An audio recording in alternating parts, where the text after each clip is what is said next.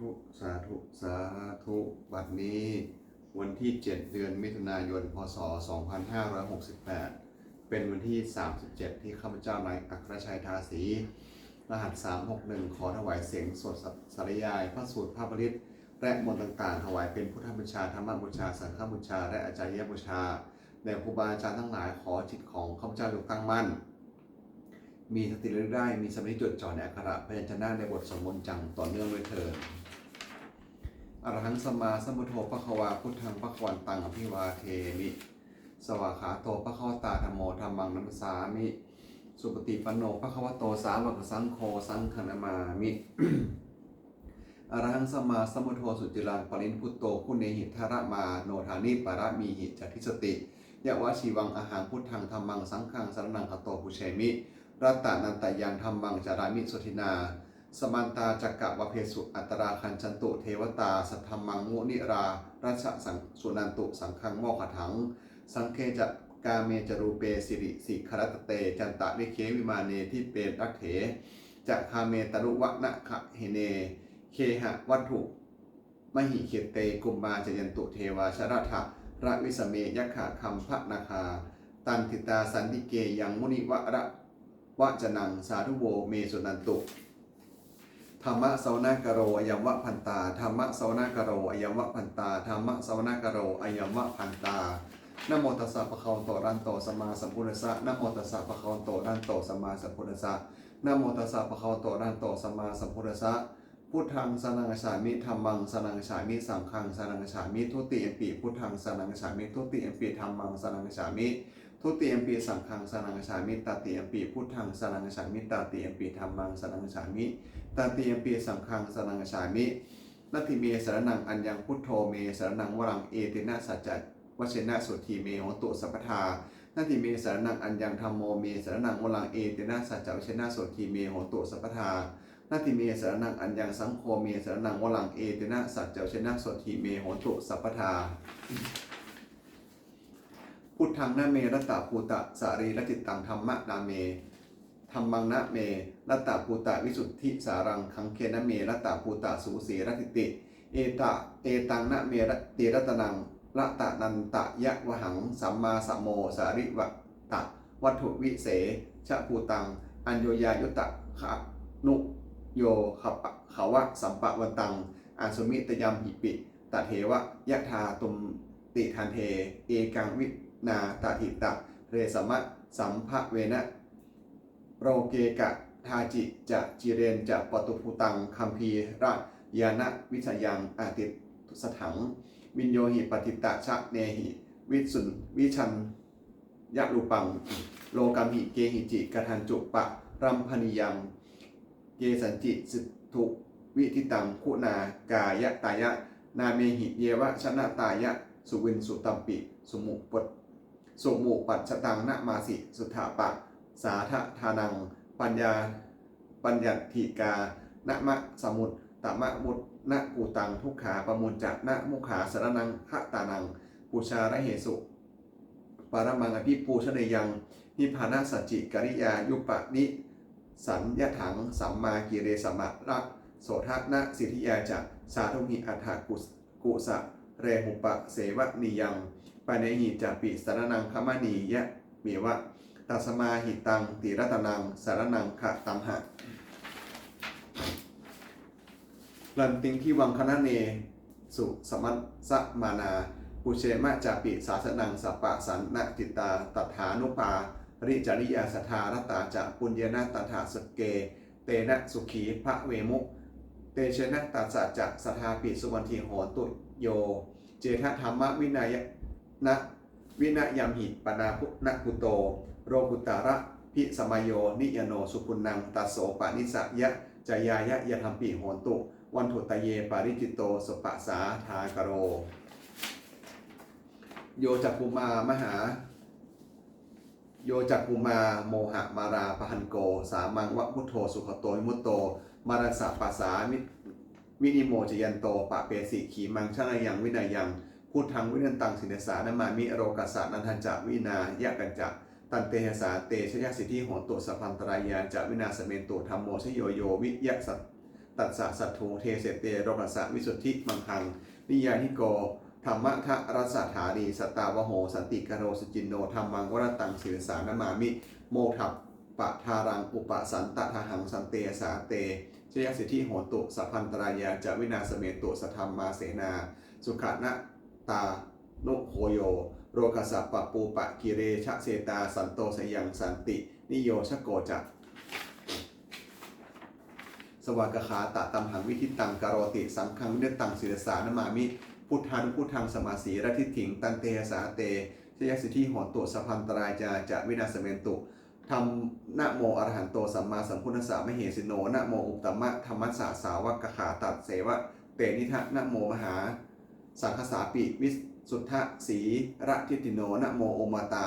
ยารัสสะรัตะนันยสะสาธุกังนะโมโอมากติตัสสะตัสสะวัตถุยัสสปินะโมกรัมปะภาเวนะวิคันฉันตุอุปัฏฐวานะโมการานุภาเวนะสุพันธิโหตุสัพพทานะโมกรันสะเตชนะวิธิมหิโหมิเตชวาเอวังเมสุตังเอกังสมยังภควาสักเกสุวิหารติกับปิละวัตถุสมิงมหาวเนมหาตาภิกขุสังเคนะสิทธิงปัจจมัตตหิภิกขุสัตเตหิสัพเพเหวาอารหันเตหิทัสสหิจารโรกาธาตหิเทวตาภเยปุญเยนะสันนิปติตาโหติภควตนังทัสสนายะภิกขุสังฆจะอัทโหจตุนังสุทวาสักกายิกานังเทวนังเอตถะโหสิอะยังโขภควาสักเกสุวิหารติกับปิระวัตถุสมิงมหาวเนมหาตาภิกขุสังเคนะสิทธิงจะมัตเตหิภิกขุสัตเตหิสัพเพเหวะอรหันเตหิทัสสหิจารโรกาธาตหิเทวตาเยปุญเยนะสันนิปติตาโหติภควตนังทัสสนายะภิกขุสังฆจะยานุนะมยัมปิเยนะภควาเนนเตนุปะสังกะมยะมาอุปสังกมิตวาภควันโตสันติเกปัจเจกะคาถาภาสายามาติอัตโขตาเทวตาสายาถาปินะมะภารวาปุริโสสัมมิชิตังวาพาหังปัสสาระยะปัสสาริตังวาพาหังสัมมิสายะเอวะเมวะสุทาวะเสสุเทเวสุอัตตราหิตาภควันโตปุระโตปะตุระหังสุอัทโขตาเทวตาภควันตังอภิวาเทตวาเอกะมันตังอัฏฐาสุเอกะมันตังทิตาโหเอกะเทวตาภควันโตสันติเกอิมังคาถังอภาสิมหาสมัยโยปวะนัสมิงเทวกายาสมคตาอะคะตัมหะอิมังธรรมะสมยังหคิตาเยวะอปะรัชตะสังคติอัทโขอปราเทวตาภควันโตสันติเกอิมังคาถังอภาสิตันระพิกโวสมัทะถังสุจิตตังอัตตโนอัตโนอุชุกะมะกังสุสารถีวะเนตานิขะเฮตวาอินทะริยานิรักขติปทิตาติอัตโขอปราเทวตาภควันโตสันติเกอิมังคาถังอภาสิเชตวา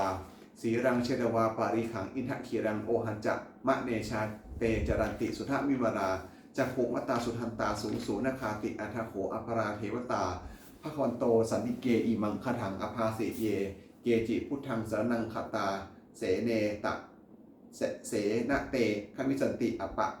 ปายะภูมิงปหายะมนุสสังเทหังเทวกายังปาริปูเรนสันติติอัทโขภควาภิกขุอมันเตสิเยปุญเยนะภิกขเวทัสสาสุโรกาธาตุสุเทวตาสันนิปติตาโหติตถะคดังทัสสนายะภิกขุสังฆจักเยปิเตภิกขเวเหสุงอาติตะมัทนังอัตหันโตสัมมาสัมพุทธาเตสัมปิภควันตานังเอตปะระมาเยวะเทวตาสันนิปติตาเหสุงเสยยะถาปิไมหังเอตระหิเยปิเตภิกขเวภาวิสันติอานาขตะมัทนังอรหันโตสัมมาสัมพุทธาเตสัมปิภควันตานังเอตปะระมาเยวะเทวตาสันนิปติตาภาวิสันติสยะถาปิไมหังเอตระหิอาจิคสามิภิกขเวเทวกยานังนามามิกิตตะยะสามิภิกขเวเทวกยานังนามามิทาเทสิสามิภิกขเวเทวกยานังนามามิตังสุนาถาสาธุกังนะมะนะสิกโรธะภาสิสามิติเอวังพันเตติโขเตภิกขุภวันโตปัจจัสโสสุภควาเอตถะโวจะสีโรกมนุษกัสสมิยถากุมาตทัสสิตาเยสิตาสิริคัมพรังปหัตติตาปหิตตาสมัยหิตาปุถุสีหาวะสารินา โรมะหังสาพิสัมพุโนโอทาตมะนะสาจุธาวิปัปสันนะมะนาวิราพินโยปัจจชเตยตวาวะเนกปิระวัฏเวตาโตอมตยิสัทธาสาวิเกสารเนรเตเทวกายะพิกันตาเตวิชนาทพิกโวเตจะอัตตปะมะกะรงสุตวาพุทธัสสะสาสนังเตสัมปาตุระหุยานังมนุอมนุสานะทัสนังอเปเกสตะมัทขุงสหัสสังอัฏฐสันตริงสตังเอเกสหัสนังอมนุสานะมัทสุงอเปเกนันตะมัทขุงทิสาสภาพุตตาอหุงตัจจะสพังอภิญญยะภควคิตวานะจักกุมาตาโตอมตยิสถาสาวเกสารเนรเตเทวกายาอภิกันตาเตวิชนทพิกโวเยโวหังกิตตยัสสามิขะขีราหิอนุปุปโสสตะสะหัสสาวะยะขากุมมากับปีระวัฏวาอินทิมันโตชุติมันโตวัฏมันโตยัสสิโนโมทัมนาพิกมุงพิกุนังสามิติงวนังจัสหัสสาเหมะวตายะขานันตะวิโนอินทิมันโตชุติมันโตวัฏมันโตยัสสิโนโมทัมนาพิกมุงพิกุนังสามิติงวนังสตาคิราติสหัสสายะขานันตะวิโนอินทิมันโตชุติมันโตวัฏมันโตยัสสิโนโมทัมนาพิกมุงพิกุนังสามิติงวนังอิเจเตสุภาษะสหัสสายะขานันตะวิโนอินทิมันโตชุติมันโตวัฏมันโตยัสสิโนโมทัมนาพิกมุงพิกุนังสามิติงวนังเวสามิตาปัจจชาตายะขานันตะวิโนอินทิมันโตชุติมันโตวัฏมันโตยัสสิโนโมทัมนาพิกมุงพิกุนังสามิติงวนังกุมพิโรรัสขะหิโกเวทปุตตัสสะนิเวสนังพินโยนังสัตตสหัสสังยะขานังปะยิรูปะสัตปะสาติกุมพิโรรัสขะหิโกโสภคะสามิติงวนังปะปุริมัจจทิสังราชารัตถโทปัสสาสติคัมภทานังอธิปติมหาราชายสัสสิโตปุตตาปิตตสาภาโวอินทมนามหาภราอินทิมันโตชุติมันโตวัฏมันโตยสัสสิโนโมทัมนาพิกมุงพิกุนังสามิติงวนังทักขินันจะที่สังราชาวิรุมโหตปัสสาสติกุมภทานังอธิปติมหาราชายสัสสิโสปุตตาปิตตสาภาโวอินทมนามหาภราอินทิมันโตชุติมันโตวัฏมันโตยัสสสิโนโมทัมนาพิกมุงพิกุนังสามิติงวนังปัจฉิมัญชาที่สังราชาวิรุปโขปัสสาสตินคันนังอธิปติมหาราชายสัสสิโสปุตตาปิตตสาภาโวอินทมนามหาปราอินทิมันโตชุติมันโตวัฏมันโตยัสสสิโนโมทัมนาพิกมุงพิกุนังสามิติงวนังอุตตราจาที่สังราชากุเวโรตปัสสาสติยะขันนังอธิปติมหาราชายสัสสิโสปุตตาปิตตสาภาโวอินทมนามหาปราอินทิมันโตชุติมันโตวัฏมันโตยัสสสิโนโมทัมนาพิกมุงพิกุนังสามิติงวนังปุริมะที่สังรัตหัตโถทักขิณนะวิรุภโกปัจฉิเมนะวิรุปโขกุเวโรอุตตรังทิสังจตารโรเตมหาราชาสมันตาจะตุโรทิสาทันระมานาอัฏฐสงวะเนกปิระวัฏเวเตสังมายาวิโนทาสาอาคูวันจานิกาสัทธามายากุเกนถุเวเกนถุวิภูจะวิภูโตสัทธาจันทโนกามาเสโถจะกินุมัทุนิมันถุจะปานาโทโอปะมันโดจะเทวสุโตจะมะตารีมัตตริจิตตะเสโนจะคัมภโพมโพราชาชโนสะโพอาคูปจักสิโขเจวะติมพโรสุริยวัชสาเอเตจันเนจะราชโนคัมภพาสหราชุพิโมทมนาพิกมุงพิกุนังสามิติงวนังอาทาคูณภาษานาคาเวสาราสหตัชกากัมภะรัสตะราอาคูปยาคาสหยาติพิยะมุนารัตถัฏฐาจะอาคูนาคาจะยะสัสสิโนเอราวัตโนมหานาโคโสปคาสามิติงวนังเยนะคาราเชสหัสสาหารันติทิพาทิสาปักขิวิสุทธาจักขุวิหายะสาเตวินะมัจจมะตตาจิตตาสุปันนาอิติเตชะนามังอภยันตาธานะคาราชานะมาสิสุปันนโตเขมมะกาสิพุทโธสหาหิวจาหิปุปะวะระยันตานาคาปัตสุปันนาสารณะมะกังสุพุทธังจิตาวิชิระหัตเถนะสุมุทุอสุราชิตาภัตตโรวาสวัตสเตอินทมันโตยะสัสสิโนกรากัญชามหาพิสมาเอสุราธานะเวคาสาเวปะจิติสุจติจะมหาราโทนะมุจีสหสัตตัญจะภริปุตานังสัพเพเวโรจะนามกาสันในหิตวาภริงเสนังภราหุงพัทธมุปาขมงสมะโยธานิพันธันเตพิกุนังสามิติงวะนังโปจัตเทวาปัทมีจัตเตโชวโยตถาคโมงวรุณาเทวา โสโมจะยะสาสาสหเมตตาจะเมตตากะรุณากายิกาอะคูเทวายะสัสสิโนเทเสเตสถากายาสัพเพนนาตาวิโนอินทิมันโตชุติมันโตวัฏฐมันโตเอสัสสิโนโมทัมนาพิกมุงพิกนังสามิติงวนังเมถูจะเทวาสหารีจะอัสมาจะเทเวยะมาจันทันสุปานิสาเทวาจัทมะคูปุรกิตาสุริยันสุปานิสาเทวาสุริยมะคูปุรกิตานาคตานิปุรกิตวาอะคูมันทวะราหากาวาสุนังวัสโมเสโถสักโกปคาปุเรนทะโทสายเทเสเตทัสธาจายาสเพนนาตาวิโนอินทิมันโตชุติมันโตวัฏมันโตยสัสสิโนโมทัมนาพิกมุงพิกุนังสามิติงวนังอาทาคูสหภูเทวาสระมัคคิสิขาริวะ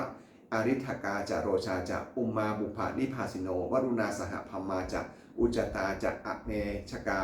สุเรยะรุจิลาอาคูวะสวะเนสิโนเทเสเตสถากายาสัพเพนนาตาวิโนอินทิมันโตชุติมันโตวัฏมันโตยสัสสิโนโมทัมนาพิกมุงพิกุนังสามิติงวนังสัมมนามหาสัมมนามนุสามนุสุตตมาคิขาปทุสิกาอาคูมโนปทุสิกาอาทาคูหะรโยเทวาเยจาโรกิตวาสิโนปาราคามหาปาราคาอะคูเทวายัสสสิโนเทเสเตทัสถากายาสัพเพนนาตาวิโนอินทิมันโตชุติมันโตวัฏฐมันโตยัสสสิโนโมทัมนาพิกมุงพิกุนังสามิติงวนังสุกากะอรุมหาอรุณะอะคูเวคณาสาสหะโอทาตะไคหาปโมคาอะคูเทวาวิจักขณาสัทธามตาหารัคชามิสกาจะยัสสสิโนทะนะยังอาคาปะชุนโนโยทิสาอากินวัสติเทเสเททัสถากายาสัพเพนนาตาวิโนอินทิมันโตชุติมันโตวัฏฐมันโตเอสัสสิโนโมทัมนาพิกมุงพิกุนังสามิติงวนังขีมิยาดุสตายามากทกาจะยัสสิโน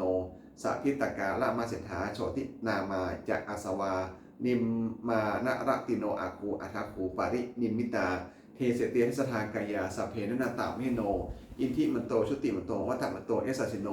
โมทัมนาพิกมุงพิกุนังสามิติงวนังสันติเกทิวะนิยกาสัพเพนนันตาวิโนนะมันวะเยนะอคันจุงเยจันเยสะทิสาสหะปวุนทะชาติมะคิรังโอขะตินนะมะนาสวังทักขินโมขะตารังนาคังจัตถวะอสิตาติตังสัพพมาปะไรปโตจะปุตตาอินทิมโตสหะสันนังกุมารโรติโสจะโสปะคะสามิติงวนังสหัสสะภมะโรกนังมหาภมะพิติถติโอปะปันโนชุติมันโตพิสมากโยยัสสสิโสเทเสทะอิสระอาคูปัจเจกวะจะวัติโนเตสัญจะมัชฌิมะโตตะอาคาหานิโตปาริวานิโตเตจะสเพอภิกันเตสินเท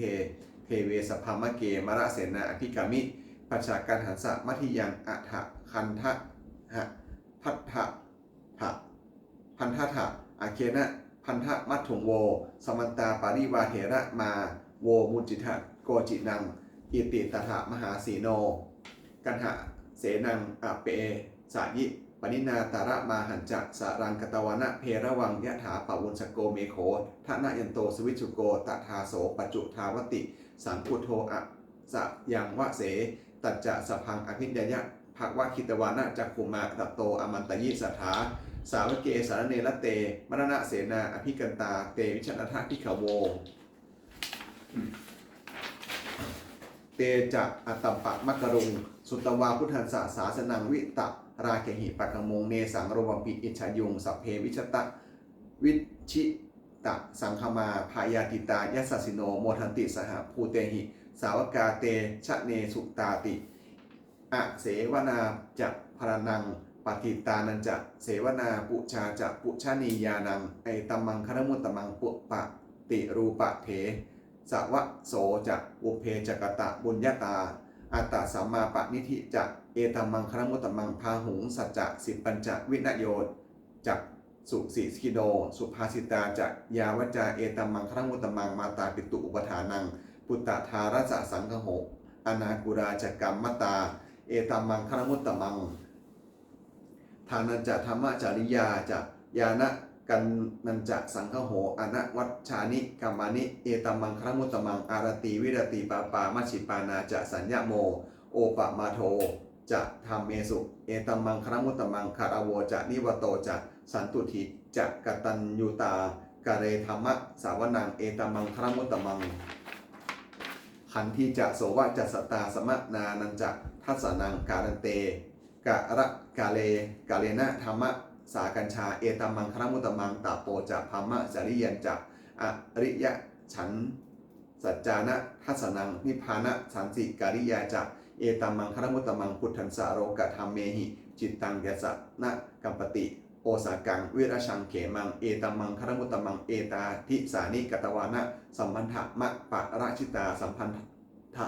โสถิงคันจันติตันเตสังมัคคละมุตตะมันติยังเกจิวิตังอิทะวาหูรังวาสังเกสุวายังรัตนังปะนีตังโนนะโนสามังอธิตถาคะเตนะอิทัมปิพุทเทรัตนังปะนีนังเอเตนะสัจเจนะสุภดีโหนตุขะยังวิระคังอปตังปะนีตังยะทัสมามะคาสังคยมุนีสามาหิโต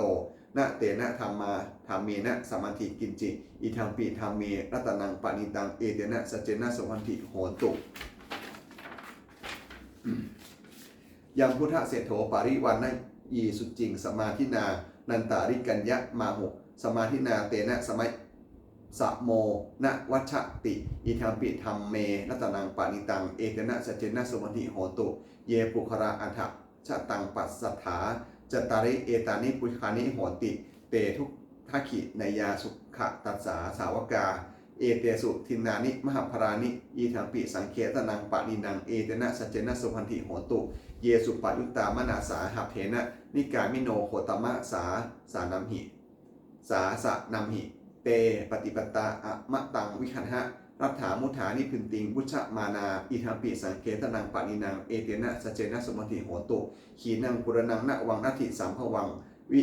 รัตตจิตตายะติเกภะเวสมิงเตขินะพิชาอภิรุมหิฉันทานิพันติทีรายถายัมปะทิโปอะอิทัมปิสังเขตนังปะนินังเอเตนะสัจเจนะสุพันธิโหนตุอัตตาหเวชิตังสายโยวาจายังอิตาราปัจจะอัตตทันตัสสะโปทัสสะนิจังสัญญตะจาริโนเนวะเทโวนะคัมภโพนะมาโรสหะธรรมุนาชิตังอปปชิตังกะอิราตัถารูปัสสะฉันตุโนภสิตะมิทังเตนะภควตาชนะตาปัจจตาอรหันตาสัมมาสัมพุทเทนะเอถะตุเมเหมาอนุสสะเวนะมาปรัมปังละยะมาอิกิกิริยามาปิกะกะสัมปะทาเนมาทานินะมาตักกะเหตุมานะยะขะเหนะมาอาการะปะริวิตะเกนะมาทิฏฐินิจมานะคิตยามาพระรูปะตายามาสมโนโนคารูยะถาตุเมเหอัตตนาวะชาเนยะถาอิเมธัมมาอกุสราอิเมธัมมาสาวชาอิเมธัมมาวิญโยคาระหิตาอิเมธัมมาสมัตตาสมาทินาอหิตายะทุขายะสวันตันติอัฏฐตุเมเหอปะชะหายะยาทาตุเมอัตตนะวะชาเนยาทะอิเมธัมมากุสราอิเมธัมมาอนัรัชชาอิเมธัมมาวิญโยปสันถาอิเมธัมมาสมัตตาสมาทินาหิตายะสุขายะสวันตันติอัฏฐตุเมเหอุปสัมปชะวิหะเรยาถาติอุปนิยติชีวิตะมัมปะมะยุงชรูปะนีตัสสะนะสติตนาเอตังพยังมรเนเปขามโนปุญญานิกะยิราถะสุขาวหานิอุปนิยติชีวิตะมัมปะยังชรูปะนีตัสสะนะสติตนาเอตังพยังมรเนเปขามโนโรกะมิสังปะชาเหสันติเปโขโยธากายนะสังยโมวาจายะอุทะเจตสาตังตัสสะเปตสะสุขายะโหติยังชีวมโนปกาโรติปุญญังธรรมโมหะเวรคติธรรมจริงธรรมโมสุจินโนสุขมาวะหาติเอสานิสังโสธรรมเมสุจินเนนะทุขติงคันจติธรรมจารีสัพเพสังขราอาตินันจิยะธาปัญญายะปัจจติอัฏฐานิมพันธติทุกเขอาสามะโขสุทธิยาสัพเพสังขราทุกขติยะธาปัญญายะปัจจติอัฏฐานิมพันธติทุกเขอาสามะโขสุทธิยาสัพเพธัมมาอนันตาติยะธาปัญญายะปัจจติอัฏฐานิมพันธติทุกเขอาสามะโขวิสุทธิยาอปันนกถานะเมเกทุติยังอาหูตัติกา เอตทัญญายะเมธังวีตังคันหายะอปันนกังพาหุงเวสรนังยันติปัปภะตานิวนานิจะอารามรุขะเจตยานิมนุสสาพยติสิตาเนตังโขสรนังเขมังเนตังสรณมุตตมังเนตังสรณมาคัมมะสัพพทุกขาปมุจจติโยจะพุทธัญจะธรรมัญจะสังฆัญจะสรนังขะโตจตาริอาริยาสัญจานิสัมมันปัญญายะปัสสติทุกขังทุกขะสัพมุปปทังทุกขันสะจะอติกามังอริยันจะอัฏฐทีกังทุกขุปัสสะมะขามินังตังเอตังโขสรนังเขมังเอตังสรณมุตตมังเอตังสรณมาคัมมะสัพพทุกขาปมุญจติอติตังนานวาคะมายะนับปฏิกังเขอนาคตังบุคคลไม่คำนวณถึงสิ่งที่ล่วงแล้วไม่ควรมุ่งหวังสิ่งที่ยังมาไม่ถึงยะถาตีตามปะหินันตังอปัตตัญจะอนาคตังสิ่งใดล่วงไปแล้วสิ่งนั้นก็ล่วงไปแล้วและสิ่งที่ยังมาไม่ถึงก็เป็นอัญญาปาไม่ถึงปัจจุบันนั้นจะโยธรรมังตัทธะวิปัสสติอสังหิรังอสังกุปปังตังวิทามะนุภารุหเยก็บุคคลใดเห็นแจ้งธรรมปัจจุบันไม่งอนแงไม่ค่อนแคลนในธรรมนั้นได้บุคคลนั้นพึงเจริญธรรมนั้นเนื่องให้ปลูกโปร่งเถิดอัจเฉวกิจจะมาตัมปังโกชัญญามรณังสุเวพึงความเพียรเสียในวันนี้แลใครเราจะรู้ความตายในวันพรุ่งหะหิโนสังคารันเตนะมหาเสเนนะมัจจุนาเพราะความผิดเพี้ยนกับมัจจุราชผู้มีเสในอย่างนั้นย่อมไม่มีแก่เราทั้งหลายเอวังวิหาริมาตาปิงอโหรันตัมมะตันทิตังเวพันเทกะรันโตติสันโตอาจิคเตมุนีติพระมุนีผู้สงบย่อมเรียกผู้บุคคลผู้มีปกติอยู่อย่างนี้มีความเกียรติไม่เกียจค้านทั้งกลางวันและกลางคืนเลยนั้นว่าผู้มีราตรีหนึ่งเจริญด้วยประการนี้แฉลชราธรรมโมมิหิชรังอนัตติโตเรามีความแก่เป็นธรรมดาจะล้นความแก่ไปไม่ได้พยาที่ธรรมโมมิหิพยาถิงอนัตติโตเรามีความเจ็บไข้เป็นธรรมดาจะล้นความเจ็บไข้ไปไม่ได้มรณะธรรมโมมหิมรณังอนัตติโตเรามีความตายเป็นธรรมดาจะล้นความตายไปไม่ได้สัพเพหิเมปิยาหิมานาเปหินามาภาโววินาภาโวเราจะละเว้นเป็นต่างๆคือว่าเราต้องพัดพากจากของรักของเราเจริญใจทั้งหลายทั้งปวงกัมมัสสะโกมหิกัมมัทธายโยโทกัมมะโยนิกัมมัพันธุกัมมะปฏิสารโนเรามีกรรมเป็นของตนเรามีกรรมผู้ให้ผลเรามีกรรมเป็นเกิดเรามีกรรมผู้ติดตามเรามีกรรมเป็นที่พึ่งอาศัยยังกรรมมังคริสามิกริยานังวาปปะกังวาตัสสะทายโยโทภวิสามิเราทำกันไว้เป็นบุญหรือเป็นบาปเราเป็นพยาธิคือว่าเราต้องรับผลบุญนั้นสืบไปเอวังอัมเหหิอภินหังปัจจเวคิตพังเราทั้งหลายควรพิจารณาอยู่อย่างนี้ทุกวันเทินทุกคำปัตตาเจนิลูกขาพยามปัตตาเจนิพยาโสกปัตตาเจนิโสกาโหตุสัพเพปิปะนิโนเอตาวตาอัจจะอัมเหหิสัพพันตังบุญยะสัมปทังสัพเพเทวานุโมทันตุสัมภาสัมปติสิทธิยาเททานังทัทันตุสัทธายะสีรังนักขันตุสัพพทาภวะนาพิรตาโหติคันจันตุเทวตาขตาสัพเพพุทธาปรัมพระรัมปตาปัจเจกนันจะยังภารังอรหันตานันจะเตชนะลักขังพันธามิสัพพโสยาเทวตาสันติวิหาระเวสินีถูเปคะเรพุทธิคะเรตหิงตาธรรมะเมธรรมะแทนินะภาวันตุปูชิตาโสถิงการวนเตหะวิหารมัทะเลเถราจะมัชชิมาตาวกาชพิขโวสารามิกาธนาปฏิอุปัสสกาขามาจะเทสานิขมาจะอิสราสัปปานุภูตาสุขตาภวันตุเตชราพุชาเยปิจะอัฏฐสัมภวาสังเสททิสาตาอัฏฐโวปาติกานิยานิกังธรรมวรังปฏิจจเตสัพเพปิทุกขศาสกรณตุสังขยังถาตุจิรังสัตตังธรรมโมธรรมัฏฐาราจัปุคาราสังโฆของตุสมะโขวาวะอัฏฐายะหิตายะจะอัมเหรักขันตุสุทธรรมโมสเพปิธรรมะจาริโนทุถิงสัปปาปูนายามาธรรมเมอริยัมปะเวทิเตปุญญาสีธานิกตันสะยานัญญานิกตานิเมเตสัญจะภักคิโนโหนตุสัตตานันตะปะมานกาเยปิยาคุณวันตาจะไมหังมาตาปิตาทโยทิฐาเมจาปิยะทิฐาวาอันเยมัจจิตตะเวริโนสันตะติหันติโลกัสมิงเตกุมมาจะตุโยติกาปัจเจกะจะตุโวลการาสันจรันตาภวาภเวยาเตยาตังเยปฏิตาปฏิทาธรรมเม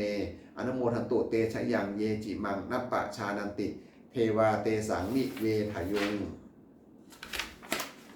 มยาทินานะบุญญาณังอนุโมทานะเหตุนาสัพเพสัตตาสัทธาโหนตุอเวดา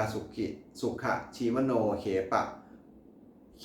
มะปะทังจะโปพันตุเตสาสาชิตมะตังสุภาขอสัตว์ทั้งหลายไม่มีที่สิ้นสุดไม่มีประมาณขอจงเป็นผู้มีส่วนแห่งบุญที่ข้าพเจ้าได้ทำในบัดนี้และแห่งบุญทั้งหลายอื่นที่ข้าพเจ้าได้ทำแล้วคือชนเหล่านั้นที่เป็นที่รักผู้มีคุณมีบรรดาและบิดาของข้าพเจ้าเป็นต้นที่ข้าพเจ้าได้เห็นหรือแม้ไม่ได้เห็นและสัตว์ทั้งหลายอื่นที่เป็นกลางและมีเวรกันตั้งแต่อยู่ในโลกเกิดในภพ3เกิดในกำเนิด4มีขันธ์5แลขันธ์1แลขันธ์4เราท่องเที่ยวอยู่ในภพน้อยภพใหญ่ขอสัตว์เราใดทราบการให้สมบูรณ์ของข้าพเจ้าแล้วขอสัตว์เหล่านั้นจงอนุโมทนาทานเองเถิดก็สัตว์ทั้งหลายย่อมไม่ทราบการให้สมบูรณ์ของข้าพเจ้านี้ขอเทพทั้งหลายจงแจ้งแก่สัตว์ทั้งหลายเหล่านั้นเพราะเหตุคืออนุโมทนาบุญทั้งหลายที่ข้าพเจ้าให้แล้วขอสัตว์ทั้งหลายทั้งปวงจงอย่ามีเวรในกรรมขอจงอยู่เย็นเป็นสุขเสมอเถิดและจนถึงทางอันเกษมสันต์ขอความหวังดีของสัตว์ทั้งหลายเหล่านั้นจงสำเร็จด้วยเถิดสาธุสาธุสาธุด้วยอนุภาพแห่งสัจจะอธิษฐานด้วยอนุภาพแห่งความเพียรและอานิสงส์แห่งการบูชาพระรัตนตรัยด้วยการสาธยายบทสวดมนต์พระสูตรพระฤทธิ์และพระคาถาเหล่านี้ขอความสุขสวัสดีจงเกิดมีแก่ข้าพเจ้าในอัครชัยราศีขอให้พ้นจากทุกภัยทั้งปวงขอให้ข้าพเจ้าเดินทางโทษทางธรรมขอทวยเทพทั้งหลายโปรดอนุโมทนาบุญในการสวดสัญญามนต์และธรรมะเหล่านี้เมื่ออนุโมทนาแล้วโปรดอำนวยพรให้แก่ข้าพเจ้าและวัตถุมงคลพระกิ่งพลีวินาศโดยมูลที่สมเด็จพระญาณสังวรวัดบวรนิเวศวิหารตลอดจนวัตถุมงคลทั้งหลายที่3สิ่งสร้างขึ้นที่ผ่านมาและที่จะสร้างในอนาคตขอจงเปี่ยมด้วยอนุภาพแห่งพระฤทธิ์และคำมงคลพระคาถาต่างขอจงสำเร็จศักดิ์สิทธิ์ด้วยทุกประการทั้งปวงเถิดสาธุสาธุสาธุ